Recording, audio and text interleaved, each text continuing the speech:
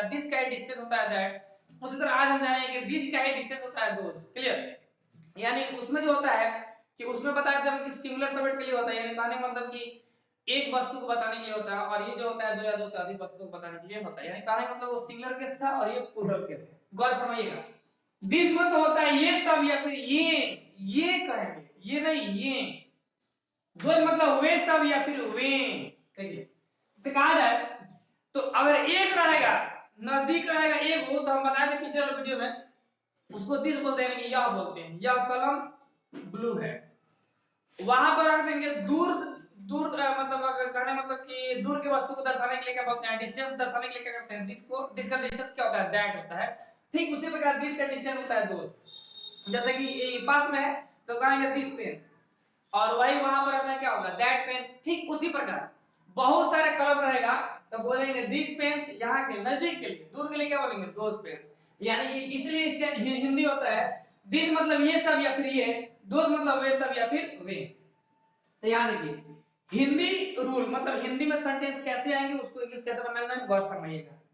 सावधानी घटी दुर्घटना घटी, हल कर देंगे, ध्यान दीजिए। ये सब या फिर वे सब, ये सब संज्ञा मतलब बहुवचन संज्ञा है या थे, इसे कहा जाए एक सेंटेंस, ये सब बिल्लियां हैं।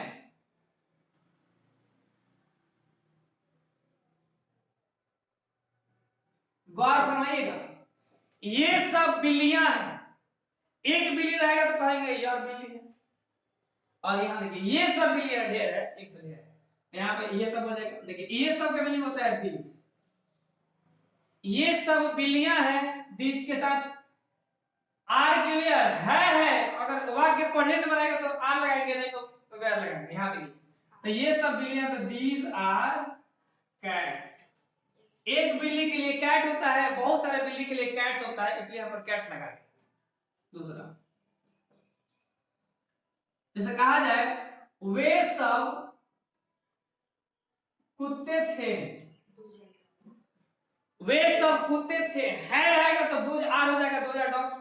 लेकिन यहाँ पे है वे सब कुत्ते थे, इसका भी यूज करना सिखा देते हैं हम। यहाँ देखिए तो ये हो जाएगा आपका दोस्त, यहाँ पर आर ना लगा क्या आएगा, वर लगाएंगे, 2000 डॉग्स,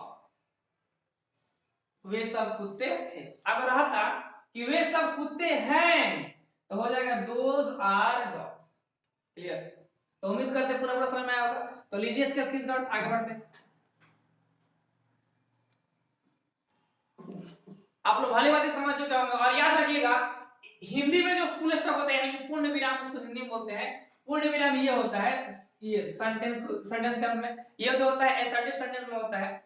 और वही अगर हम बात करें इंग्लिश में, तो इंग्लिश में फुल स्टॉप कुछ इस कदर होता है, पॉइंट की तरफ दर्शाया जाता है। क्लियर। अगर ये नहीं दीजिएगा तो सेंटेंस गलत हो सकता है। क्लियर। तो इस पे विशेष ध्यान दीजिएगा, ये सब नोटेशन है, नोटेशन के बारे में एक बार हम बता देंगे। पंक्चुएशन क्या होता है, ग्रामर जब हम पढ़ाएंगे पूरे शुरू से, तो उसमें बताया जाएगा कि ऑर्थोग्राफी क्या होता है, उसके बाद बताया जाएगा एटिमोलॉजी क्या होता है, सिंटेक्स क्या होता है, पंक्चुएशन क्या होता है, प्रोसोडिक क्या होता है, इस सब के बारे में एक एक करके बताया जाएगा जब हम ग्रामर पढ़ाएंगे तब।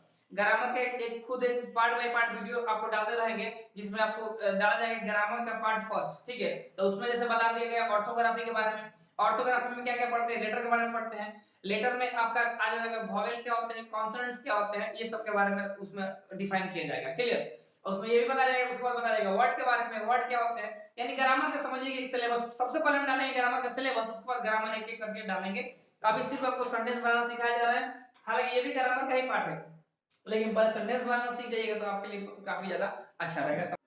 अब बात करते हैं दूसरे रूल का। ये दूसरे रूल समझने से पहले हम एक और एग्जांपल लेते हैं, उसके बाद इस रूल को समझाएंगे तो ज्यादा बेहतर होगा, ध्यान दीजिएगा। जैसे कहा जाए दूसरा एग्जांपल उसी पर आधारित, ये रूल पे अभी फोकस मत कीजिएगा, अभी जिसके इसके पहले जो रूल बताते हैं उसी पे आधारित हम एक सेंटेंस देखते हैं। जैसे कहा जाए ये काली बिल्लियां हैं,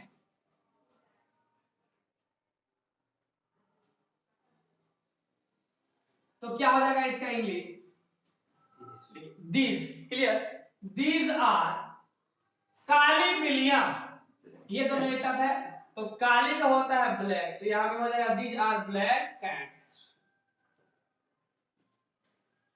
अब बात आती है अगर ऐसा कहा जाए, अगर मान लीजिए और एग्जांपल ले लेते हैं,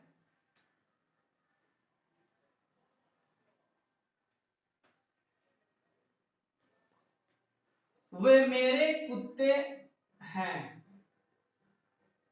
मतलब कोई बहुत सारे कुत्तों का समूह है, तो जैसे कि कोई बोल रहा है कि वे मेरे हैं, अपना मतलब अधिकार जताने के लिए जिसका प्रयोग होता है, तो यहाँ पर हो जाएगा वे मेरे कुत्ते हैं, तो हो जाएगा यहाँ पर दोस्त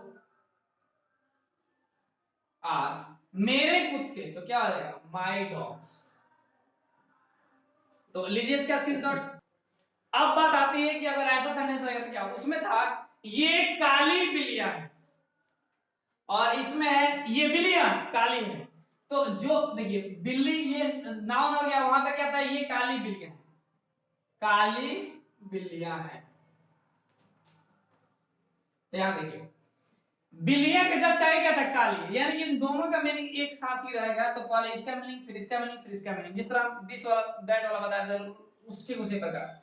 उसी प्रकार आप देखिए यहाँ पर ये बिल्लियां काली है, ये बिल्लियां दोनों एक साथ यूज हुआ है, तो यहाँ पर पहले इसका मीनिंग लिखना जरूरी होता है। यहाँ पर हो जाएगा दिस कैट्स, ये बिल्लियां क्या ये काली है, देखिए दी या दो के बाद तुरंत नाउन, उसके बाद आर आ गया, तो है तो यहाँ पे क्या लगा देंगे आर लगा, दिस कैट्स आर ब्लैक, कोई दिक्कत। अब देखिए अब यहाँ पर देखिए वे कुत्ते काले हैं, अगर मान चले कि वेयर का यूज करना चाहते तो यहाँ पर थे लगा देते हैं, हालांकि अगर है रहेगा तो आर लगा देंगे। यहाँ देखिए वे कुत्ते काले हैं, तो पहला बनाएंगे वे कुत्ते, तो क्या हो जाएगा दोज डॉग्स काले थे, तो यहाँ पर क्या होगा वेयर लगाते हैं थे के लिए, वेयर हो गया ब्लैक, तो ये रहा आपका सेंटेंस। देखिए वे कुत्ते काले थे, those dogs were black, clear. तो उम्मीद करते हैं पूरा पूरा आपको समझ में आया होगा, तो लीजिए इसका स्क्रीनशॉट। अगले वीडियो में हम लोग जानेंगे कि नए नए तरह के कितने भी सेंटेंस होते हैं, स्ट्रक्चर क्या होते हैं, कैन कुड का मॉडल फॉर्म क्या होते हैं और उसका प्रयोग कैसे करते हैं, कैसे मतलब नए नए सेंटेंस जो स्पोकन में यूज होते हैं, ज्यादातर कम्युनिकेशन में यूज होने वाले कौन कौन सेंटेंस होते हैं, उस तरह के सेंटेंस कैसे बनते हैं, इसके बारे में हम आगे चर्चा करेंगे। तो यही तक अपने क्लास करते हैं, बाकी देखेंगे अगले वीडियो में। जय हिंद।